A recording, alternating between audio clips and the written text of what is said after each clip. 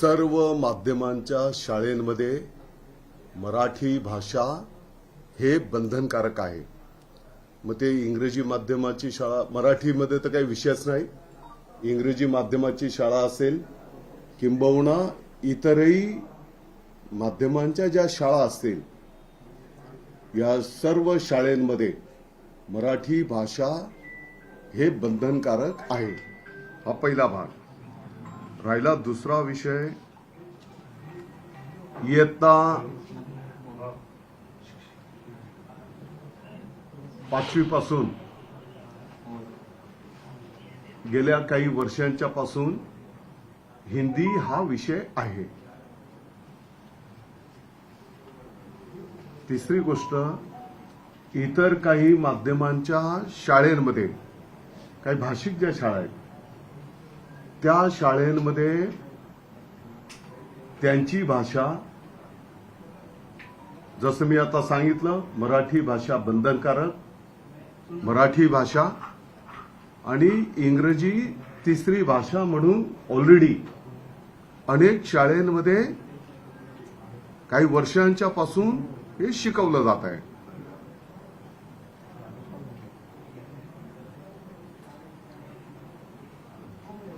तर आत्ताच्या घडीला 1ली ते 5वी साठी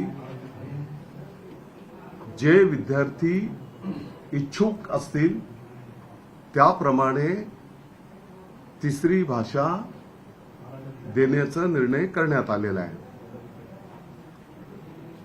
सर्वसाधारणपणे आपण पाहतो की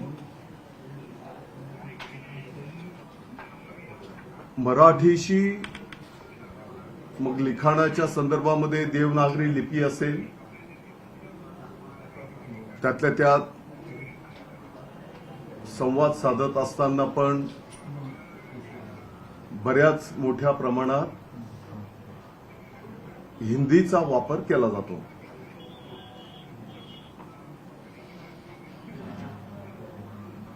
ज्या वर्गातील विद्यार्थी तिसऱ्या भाषेच्या संदर्भामध्ये त्यांच्या इच्छेप्रमाणे मागणी करतील त्याप्रमाणे तिसरी भाषा शिकवण्याचं नियोजन त्या ठिकाणी केलं जाणार आहे।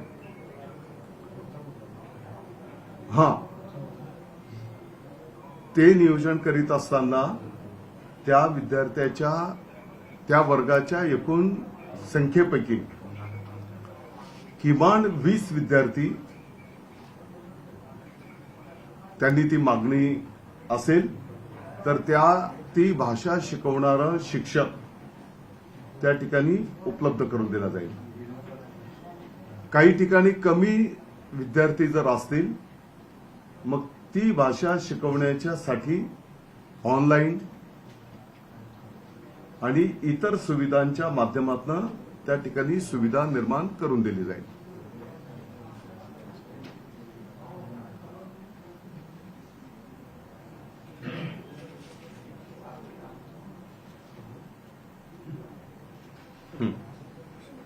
तुम्ही आता असं म्हणालात की अनेक माध्यमांच्या शाळांमध्ये मराठी कंपल्सरी आहे, परंतु अशा अनेक तक्रारी अनेक वेळा समोर आल्यात की त्या शाळांमध्ये मराठी शिकवली जात नाही।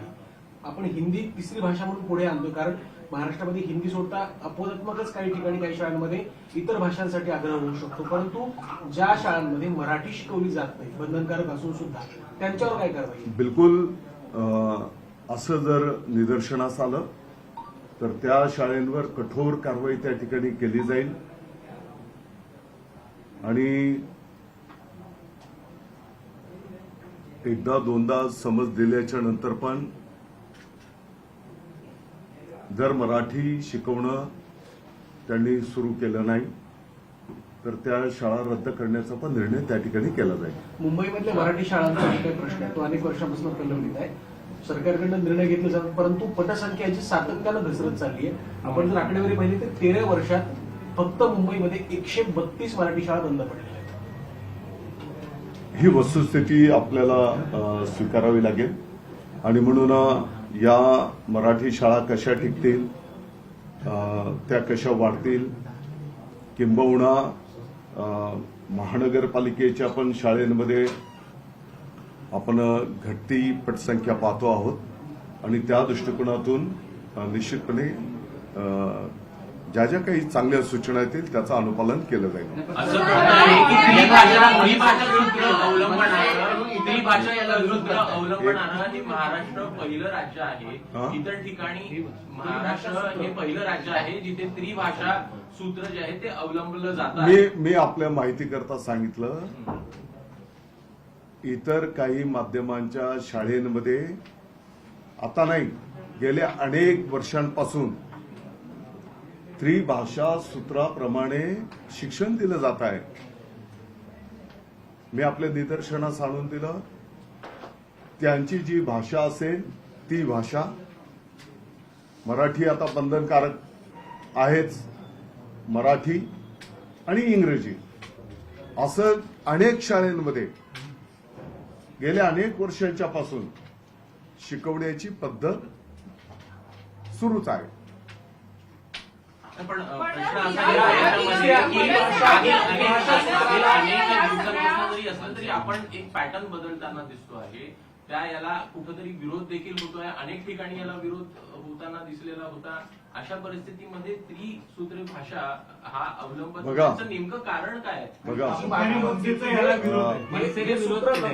आता सुद्धा जो जिया काढलेला आहे त्यात सुद्धा शब्दांचा खेळ केलाय अशा पद्धतीचा आरोप मनसेकडनं केला जातो. उदाहरणार्थ म्हणजे आधी अनिवार्य केलेलं आणि आता सर्वसाधारण असं केलेलं आहे. तर त्यांचं असं म्हणणं आहे फक्त शब्दांचा खेळ केलाय, बाकी नियम तसाच कंटिन्यू ठेवलाय असं त्यांचं म्हणणं आहे. बघा,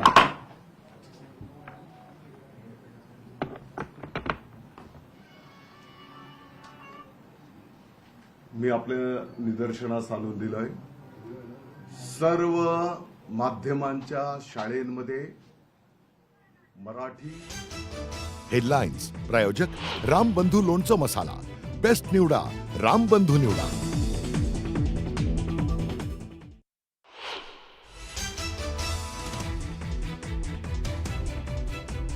तर 3 भाषा शिकाव्याच लागणार. राज्याच्या शालेय शिक्षण विभागाच्या नव्या आदेशाने पुन्हा वादाची ठिणगी.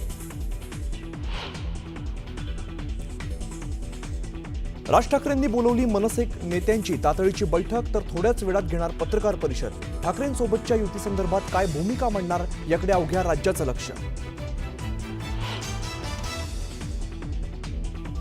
पुढील काही महिन्यात भाजपामध्ये पक्षप्रवेशाचा धडाका. नाशिक, पश्चिम महाराष्ट्र, मराठवाडा आणि कोकण विभागात महाविकास आघाडीला पडणार भगदाड. मवियाचे बडे नेते भाजपाच्या संपर्कात असल्याची माहिती. मुख्यमंत्री देवेंद्र फडणवीसांच्या उपस्थितीत जयश्री पाटील आज करणार भाजपात प्रवेश. सांगलीत काँग्रेसला भाजपाचा मोठा धक्का.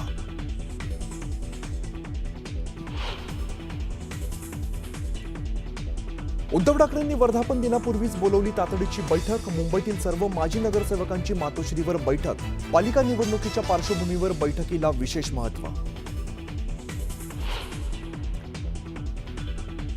पंतप्रधान नरेंद्र मोदी आणि डोनाल्ड ट्रम्प यांच्यात फोनवरून बातचीत. मोदींना ट्रम्प यांनी दिलं अमेरिका भेटीचं निमंत्रण. दोघांमध्ये सुमारे 35 मिनिटं चर्चा. दहशतवादाबाबत मोदींनी मांडली भूमिका.